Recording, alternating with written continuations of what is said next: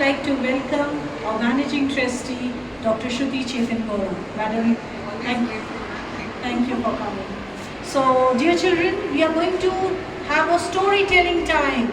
It's story time, and the title of the story is Goldilocks and the Three Bears. So, this story is about a little girl named Goldilocks. See the Goldilocks. Why was she called as Goldilocks? Because she had golden locks, golden hair, and she was a pretty looking girl. But she used to always do whatever she wanted to do it. So her mother used to always tell her that Goldilocks, you have to be very careful. You have to, but she pretended not to hear and went off into the woods for a walk instead. So what happened? That was the kind of thing Goldilocks did quite often. That day, she took a new path and found herself walking past a dear little cottage. The door of the cottage was slightly open and naughty Goldilocks simply couldn't resist. The little girl pushed open the door and she went inside. The cottage was very quaint and pretty on the inside as it was from the outside.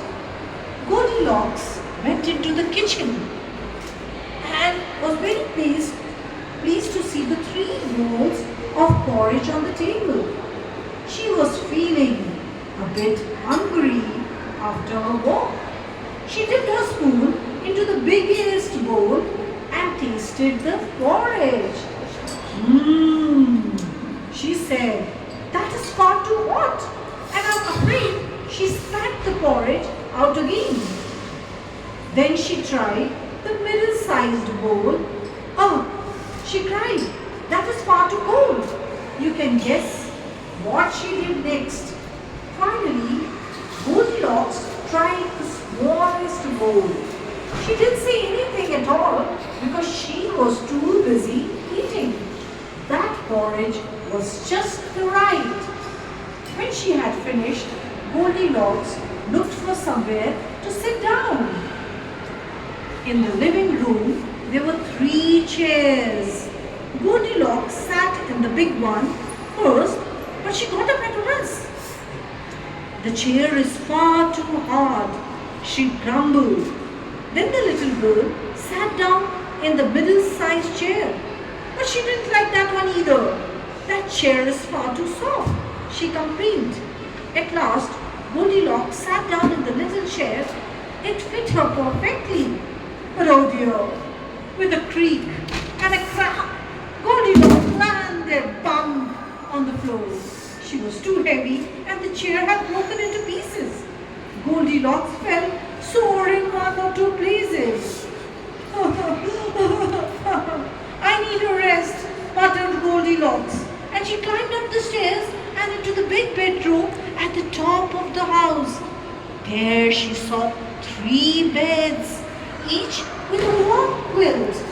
Goldilocks climbed up into the largest bed and began jumping up and down. This will never do. A bed that is too hard to jump on is too hard to sleep on, she said.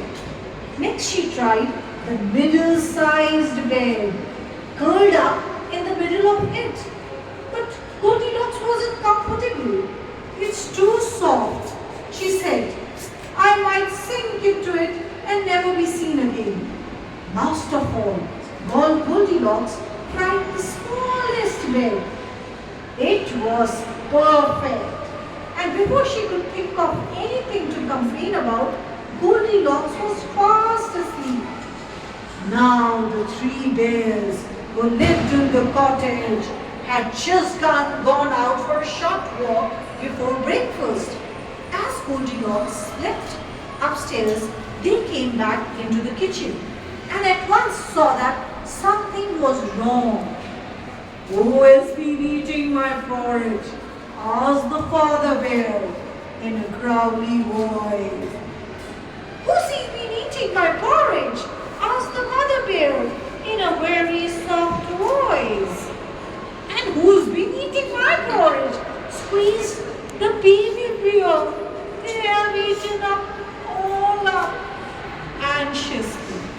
three bears went into the living room. Someone has been sitting in my chair, roared Father Bear in a growly voice. Someone has been sitting in my chair, cried the Mother Bear in a soft voice. And someone has been sitting in my chair too, and they have broken it into bits. Sob the baby bear. Follow me, said the Father Bear sternly. And he tiptoed, tiptoed, tiptoed, tiptoed the staircase. And someone's been curled up on my bed, said the Mother Bear. And someone's been sleeping in my bed, squeaked the baby bear. And they are still there. Look, look, look. See here. See here. Look at it. At that moment, Goldilocks woke up. She saw three angry faces looking down at her. And she jumped out of the bed. And she ran out of the room and down the stairs and out of the door and into the woods. Before you could say, who's that? Of course, Goldilocks was careful never to go near to the bear's house again. Some people say that she was a good little girl after that, but I am not so very sure about that. So are you? So what's the message of the story, dear children? That we need to listen to our parents, we need to listen to our teachers, and when we are asked not to go to the places which are not required, we shouldn't be going there. So are you going to listen to your teachers and to your elders?